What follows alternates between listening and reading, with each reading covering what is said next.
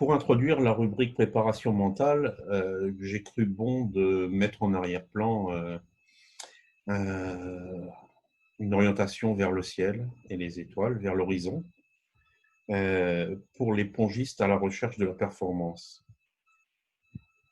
Cette rubrique, elle s'intitule Préparation mentale avant tout parce que cette appellation est mieux connue du grand public et vient compléter le terme de préparation physique. Pour ma part, en mettant en relation la maîtrise technico-tactique du ping et le comportemental, je me considère plutôt comme un accompagnateur de la performance ou du dépassement de soi qu'un préparateur mental. Et je ne crois pas que la préparation mentale, qui débute par l'éducation sportive, puisse être dissociée de la matière enseignée ou pratiquée, fût-elle de compétition et y compris de haut niveau. Par contre, apprendre à gagner me semble bien différent et beaucoup plus inclusif que ce que la formation des entraîneurs leur apprend généralement. Je suis le premier à regretter que le duel, qui représente l'essence même de notre sport, ne fasse pas l'objet de plus d'attention de la part de nos programmes de formation. De mauvais automatismes, qu'ils soient gestuels ou comportementaux, mettront en effet autant de temps à se résorber sur l'un ou l'autre de ces plans.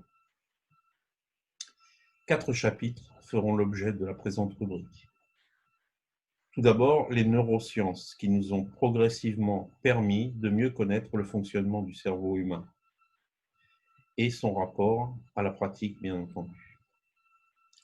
Ensuite, la prise en compte de l'adversaire lors du duel qui relève du domaine tactique, demande à la fois une attention et une disposition mentale différentes de celles adoptées lors des séances d'entraînement, tout comme répondre à une question d'examen diffère de l'intégration du cours dispensé par un professeur. Les outils de préparation mentale constituent une panoplie assez large qu'il est nécessaire de connaître pour pouvoir les utiliser à loisir dans une situation donnée.